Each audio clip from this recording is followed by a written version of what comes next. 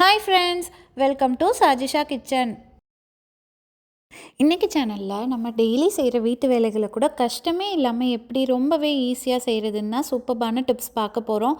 இந்த டிப்ஸ் எல்லாம் நீங்கள் தெரிஞ்சு வச்சுக்கிட்டிங்கன்னா உங்களோட டைமும் மிச்சமாகும், உங்களோட பணமும் மிச்சமாகும். ஸோ இந்த வீடியோ எல்லாருக்குமே ரொம்பவே யூஸ்ஃபுல்லாக இருக்கும். வீடியோவை ஸ்கிப் பண்ணாமல் ஃபுல்லாக பாருங்கள். வாங்க இப்போது ஃபஸ்ட்டு டிப் பார்க்கலாம். எப்போவுமே சப்பாத்தி மாவு பிசைகிறதுக்கு ஒரு அகலமான கிண்ணம் எடுத்துக்கோங்க. நான் பார்த்திங்கன்னா ஒரு கிண்ணத்தில் 2 டம்ளர் கோதுமை மாவு எடுத்திருக்கேன். 2 டம்ளர் கோதுமை மாவுக்கு 1 டம்ளர் தண்ணி கரெக்டாக இருக்கும். இப்போ மாவில் நம்ம தேவையான அளவு உப்பு ஆட் பண்ணிக்கலாம். நீங்கள் வேணும்னா 2 ஸ்பூன் எண்ணெய் கூட ஆட் பண்ணிக்கலாம். இப்போ நம்ம கை வைக்காமல் சப்பாத்தி மாவு தான் பிசைய போகிறோம். இந்த மாதிரி நீட்டமாக ஹேண்டில் உள்ள கரண்டி எடுத்துக்கோங்க. நான் பார்த்திங்கன்னா இந்த கரண்டி தான் எடுத்திருக்கேன். இப்போது 1 டம்ளர் தண்ணியை நம்ம கொஞ்சம் கொஞ்சமாக ஊற்றி ஆட் பண்ணிக்கலாம். ஃபஸ்ட்டு பார்த்திங்கன்னா நான் 1/4 டம்ளர் தண்ணி ஊற்றிக்கிட்டேன். தண்ணி ஊற்றிட்டு கரண்டியை வச்சு இந்த மாதிரி கிண்டி விட்டுட்டே வந்திங்கன்னா அந்த மாவு வந்து தண்ணியோட நல்லாவே மிக்ஸ் ஆகும். இப்போது இன்னும் கொஞ்சம் தண்ணி ஆட் பண்ணிவிட்டு நம்ம கரண்டி வச்சு நல்லா இந்த மாதிரி மாவை மிக்ஸ் பண்ணலாம். பாருங்கள், ஆல்மோஸ்ட் நம்மளோட மாவு வந்து இப்போ மிக்ஸ் ஆகிருச்சு. இப்போ மீதம் இருக்க கொஞ்சம் தண்ணியையும் நம்ம ஊற்றி ஃபுல்லாக இந்த வாட்டி நல்லா மிக்ஸ் பண்ணி விட்டோன்னா போதும். உங்களுக்கு வீடியோவில் பார்க்கும்போதே தெரியும்னு நினைக்கிறேன். எல்லா மாவுமே அந்த கிண்ணத்துலேருந்து நல்லா உருண்டுக்கிட்டு வந்துருச்சு. இதே மாவை நம்ம கை வச்சு பிசையும் போது நம்ம விரல்லெல்லாம் அந்த மாவு வந்து நல்லாவே ஒட்டிக்கும். நம்ம இன்றைக்கி கரண்டி யூஸ் பண்ணதுனால நம்ம கையில் கொஞ்சம் கூட மாவு படவே இல்லை. இந்த ஸ்டேஜில் நம்ம கையில் நல்லா எண்ணெய் அப்ளை பண்ணிவிட்டு அதுக்கப்புறமா மாவை இந்த மாதிரி ரவுண்டாக வரத்துக்காக கை வச்சு பிசைஞ்சு விட்டோன்னா போதும். ரொம்ப ஈஸியாகவே நம்மளோட சப்பாத்தி மாவு ரெடி ஆயிரும். பாருங்கள், என்னோடய கையில் மாவு கொஞ்சம் கூட ஒட்டவே இல்லை. நம்மளோட மாவுமே நல்லா சாஃப்டாக ரெடி ஆகிருக்கு. நான் சொன்ன அளவில் நீங்கள் தண்ணி ஊற்றி பிசைஞ்சிங்கன்னா போதும். ரொம்ப ஈஸியாகவே நீங்கள் சாஃப்டான சப்பாத்தி மாவு ரெடி பண்ணிடலாம், அதுவும் கைப்படாமல். இப்போது நம்ம ரெடி பண்ணின மாவை ஒரு தட்டு போட்டு 1/2 அன் ஹவர் அப்படியே ஊற விட்டுடலாம். அப்போ தான் நம்மளோட மாவு வந்து இன்னும் கொஞ்சம் நல்லா சாஃப்டாகும். இப்போது செகண்ட் டிப் பார்க்கலாம். 1/2 அன் ஹவருக்கு அப்புறம் மாவை இந்த மாதிரி சின்ன சின்னதாக உருட்டிக்கோங்க. இப்போ நம்ம சப்பாத்தி கட்டை யூஸ் பண்ணாமல் சப்பாத்தியை நல்லா ரவுண்டாக திரட்ட போகிறோம். நல்லா இந்த மாதிரி பெரிய சைஸ் தட்டை கமுத்து போட்டு எடுத்துக்கோங்க. இப்போது அந்த தட்டோட சைஸுக்கு ஏற்ற மாதிரி நான் ஒரு பட்டர் பேப்பர் கட் பண்ணி வச்சுருக்கேன். அதை தட்டுக்கு மேலே வச்சுக்கலாம். இப்போ அந்த பட்டர் பேப்பரில் கொஞ்சமாக எண்ணெய் போட்டுட்டு அதுக்கு மேலே நம்மளோட உருட்டின மாவை வச்சுக்கலாம். மாவோட 2 சைடும் எண்ணெய் படுற மாதிரி நல்லா இந்த மாதிரி பரட்டி போட்டுக்கலாம். இப்போது அந்த மாவுக்கு மேலே இன்னொரு பட்டர் பேப்பர் வச்சுட்டு கொஞ்சமாக எண்ணெய் போட்டுட்டு மாவை 2 சைடும் இந்த மாதிரி பரட்டி போட்டுக்கலாம். இப்போது இந்த மாவுக்கு மேலே திரும்பவும் ஒரு பட்டர் பேப்பர் போட்டுட்டு எண்ணெய் போட்டுட்டு இன்னொரு மாவு உருண்டை வச்சுக்கலாம். அதாவது நான் பட்டர் பேப்பர் போட்டுட்டு மொத்தமாக 3 மாவு உருண்டை வச்சுக்கிட்டேன். இப்போ 3ஆவது மாவு உருண்டை வச்சதுக்கப்புறமா அதுக்கு மேலே இன்னொரு பட்டர் பேப்பர் போட்டுடலாம். இப்போ நம்ம வீட்டில் இருக்க இட்லி பாத்திரத்தை எடுத்துக்கலாம். இந்த இட்லி பாத்திரத்தை அந்த மாவு மேலே வச்சு நல்லா எல்லா சைடும் ப்ரெஸ் ஆகுற மாதிரி கை வச்சு ப்ரெஸ் பண்ணி விட்டிங்கனாவே போதும். நம்மளோட மாவு வந்து நல்லா ரவுண்டாக திரட்டி வந்துடும்.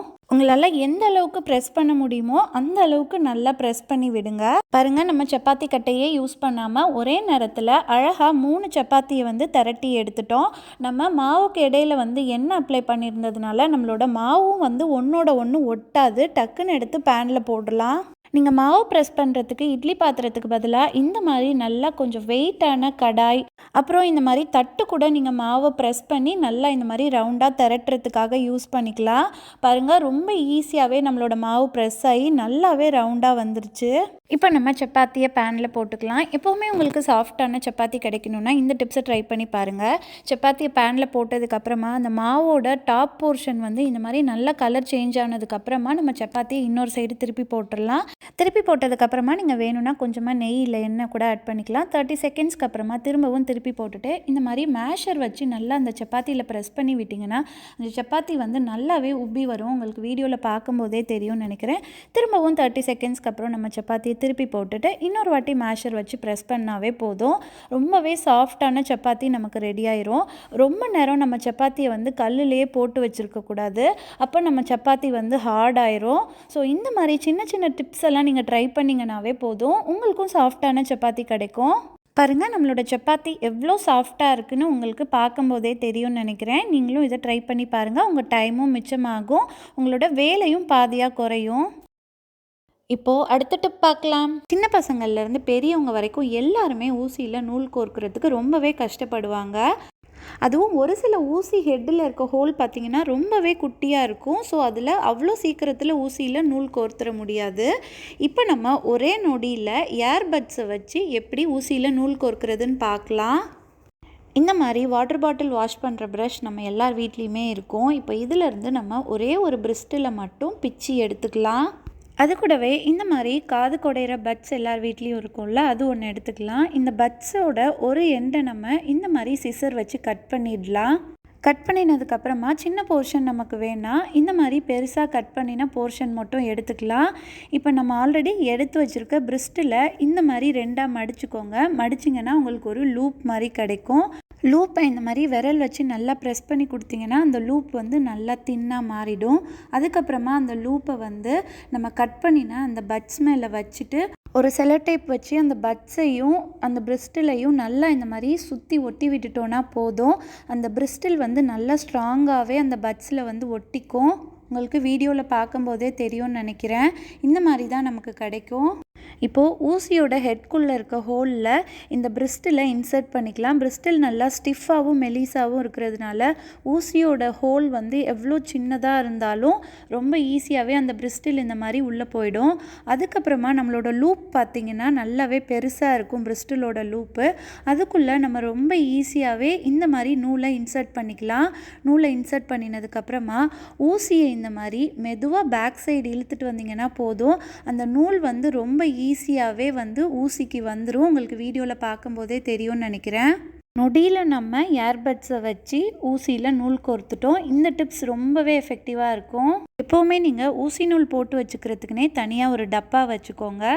அந்த டப்பாவில் நம்ம பட்ஸில் ரெடி பண்ணினதையும் உள்ளே போட்டு மூடி வச்சுக்கலாம். இந்த மாதிரி நம்ம செய்யும்போது நெக்ஸ்ட் டைம் நமக்கு ஊசி நூல் கோர்க்கிறதுக்கு ரொம்பவே ஈஸியாக இருக்கும். இப்போது அடுத்த டிப் பார்க்கலாம். நம்ம எல்லார் வீட்லேயுமே பார்த்திங்கன்னா தலைவாணி உரம் கொஞ்சம் எக்ஸ்ட்ரா வச்சுருப்போம். பட் தலைவாணி கொஞ்சம் லிமிட்டடாக தான் வச்சுருப்போம். சம்டைம்ஸ் நம்ம வீட்டுக்கு கெஸ்ட்டெலாம் வந்துட்டாங்க, எக்ஸ்ட்ராவாக பில்லோ வேணும் அப்படின்னா இன்ஸ்டண்ட்டாக இந்த டிப்ஸை ட்ரை பண்ணி பாருங்கள். இந்த மாதிரி காலியான பில்லோ கவர் எடுத்துக்கோங்க. அதுக்குள்ளே பார்த்திங்கன்னா நான் இந்த மாதிரி ஷிஃபான் ஷால் வந்து வச்சுக்கிறேன். நீங்கள் ஷாலுக்கு பதிலாக ஷிஃபான் சாரீ கூட 2 சாரியை வந்து பில்லோ கவருக்குள்ளே வச்சுக்கலாம். பில்லோ கவரில் வச்சதுக்கப்புறமேட்டு நான் பாதி அளவு தான் வச்சுருக்கேன். அதுக்கப்புறமா மீதி அளவு அந்த பில்லோ கவரை வந்து இந்த மாதிரி ஃபோல்ட் பண்ணி விட்டுக்கிட்டேன். எல்லா பில்லோவோட எண்டுலையும் பார்த்திங்கன்னா இந்த மாதிரி ஒரு மடிப்பு இருக்கும். இந்த மடிப்பை வச்சு நான் வந்து அந்த பில்லோவோட இன்னொரு சைடை வந்து இந்த மாதிரி க்ளோஸ் பண்ணி வச்சுட்டேன். ஸோ இந்த மாதிரி நம்ம செய்கிறதுனால நம்ம பில்லோ கவர் வந்து நம்ம மடித்து விட்ட அந்த பொசிஷன்லேருந்து ரிமூவ் ஆகாமல் இருக்கும். உங்களுக்கு வீடியோவில் பார்க்கும்போதே தெரியும்னு நினைக்கிறேன். கண்டிப்பாக நீங்கள் ஷிஃபான் ஷாலு இல்லைனா சாரீ மட்டும் யூஸ் பண்ணுங்கள். அப்போ தான் உங்களுக்கு நல்லா மெதுன்னு இருக்கும். இப்போது 5th டிப் பார்க்கலாம். லேடிஸ் எல்லாருக்குமே மருதாணி வச்சுக்கிறதுக்கு ரொம்பவே பிடிக்கும். பட் ஒரு சில மருதாணிலாம் பார்த்திங்கன்னா நம்ம ரொம்ப நேரம் கையில் வச்சுருந்தா கூட அவ்வளோவா செவக்காது. நீங்கள் இனிமேல் இந்த மெத்தடில் மருதாணி அரைச்சி பார்த்திங்கன்னா போதும். செவக்காத மருதாணியாக இருந்தால் கூட நல்லா பளிச்சுன்னு ரெட் கலரில் செவக்கும். எப்போவுமே மருதாணியை நீங்கள் அரைக்கிறதுக்கு முன்னாடி அதை நல்லா தண்ணியில் வாஷ் பண்ணி எடுத்துக்கோங்க. ஏன்னா அதில் வந்து நிறையவே தூசி இருக்கும். வாஷ் பண்ணினதுக்கப்புறமா இப்போ நம்ம மருதாணியை ஒரு மிக்ஸி ஜாருக்கு ட்ரான்ஸ்ஃபர் பண்ணிக்கலாம். இது கூடவே சின்ன நெல்லிக்காய் அளவு புளி ஆட் பண்ணிக்கலாம். 10 கிராம்பு ஆட் பண்ணிக்கலாம். லெமனை 2ஆக கட் பண்ணி அரை லெமன் ஜூஸையும் நல்லா பிழிஞ்சு விட்டுக்கலாம். இப்போ கொஞ்சமாக தண்ணி ஊற்றிட்டு இது எல்லாத்தையும் நல்லா ஒரு பேஸ்ட் மாதிரி அரைச்சி எடுத்துக்கலாம். இந்த கன்சிஸ்டன்சியில் நம்ம மருதாணி அரைச்சா போதும். இப்போது இந்த மருதாணியை நம்ம ஒரு கிண்ணத்துக்கு ட்ரான்ஸ்ஃபர் பண்ணிக்கலாம். கடைசியாக மிக்ஸி ஜாரில் ஒட்டிகிட்ருக்க மருதாணியை நான் விரல் வச்சு எடுக்கும்போது பாருங்கள், ஒரு செகண்ட்லேயே என்னோடய கை வந்து நல்லா ஆரஞ்சு கலரில் செவந்துருச்சு. இப்போ இந்த மருதாணி கூடவே நம்ம ஒரு 10 சொட்டு வந்து ஆக்ஸ் ஆயில் தான் ஆட் பண்ணிக்க போகிறோம். இது வந்து நம்மளோட மருதாணிக்கு இன்னும் கொஞ்சம் கலர் கொடுக்கும். நீங்கள் மருதாணி வைக்கிறதுக்கு முன்னாடி அதில் ஆக்ஸ் ஆயில் ஆட் பண்ணிக்கோங்க. இப்போ ஒரு ஸ்பூன் வச்சு அந்த ஆக்ஸ் ஆயிலை மருதாணியோட நல்லா மிக்ஸ் பண்ணி விட்டுட்டு அதுக்கப்புறமா நீங்கள் வைக்க ஆரம்பிச்சிடலாம். நான் பார்த்தீங்கன்னா கரெக்டாக 1 மணி நேரம் 10 நிமிஷம் தான் கையில் வச்சுருந்தேன். நல்லாவே செவந்திருக்கு. நீங்களும் இனிமேல் மருதாணி அரைக்கும்போது இந்த பொருள்லாம் சேர்த்து அரைச்சிங்கன்னா உங்களோட மருதாணி நல்லா செக்க செவேல்னு செவக்கும். நான் இன்றைக்கி சொன்ன டிப்ஸில் ஏதாவது ஒன்றாவது உங்களுக்கு ரொம்பவே யூஸ்ஃபுல்லாக இருந்திருக்கும்னு நினைக்கிறேன். இந்த வீடியோ உங்களுக்கு பிடிச்சிருந்துச்சுன்னா வீடியோ லைக் பண்ணுங்கள், உங்கள் ஃப்ரெண்ட்ஸ் அண்ட் ஃபேமிலி மெம்பர்ஸ்க்கும் ஷேர் பண்ணுங்கள். மறக்காமல் நம்ம சேனல் சஜிஷா கிச்சனையும் சப்ஸ்கிரைப் பண்ணிவிடுங்க. அப்போ தான் நான் போடுற புது வீடியோஸோட நோட்டிஃபிகேஷன் உடனே உங்களுக்கு வரும். இதே மாதிரி நிறைய kitchen tips, home tips and reuse ideas videos நம்மளோட சேனலில் இருக்குது. அதோட லிங்க்கும் நான் உங்களுக்கு டிஸ்கிரிப்ஷனில் தரேன். உங்களுக்கு டைம் இருந்துச்சுன்னா அதையும் பார்த்து என்ஜாய் பண்ணுங்கள். இன்னும் உங்களுக்கு வேறு என்னெல்லாம் டிப்ஸ் வேணுங்கிறதையும் எனக்கு கமெண்ட்ஸில் சொல்லுங்கள். நான் நெக்ஸ்ட் வீடியோவில் அப்லோட் பண்ணுறேன். இவ்வளோ நேரம் பொறுமையாக வீடியோ ஃபுல்லாக பார்த்ததுக்கு தேங்க்யூ ஃப்ரெண்ட்ஸ். அடுத்து ஒரு சூப்பர்பான வீடியோவில் மீட் பண்ணலாம். டாட்டா.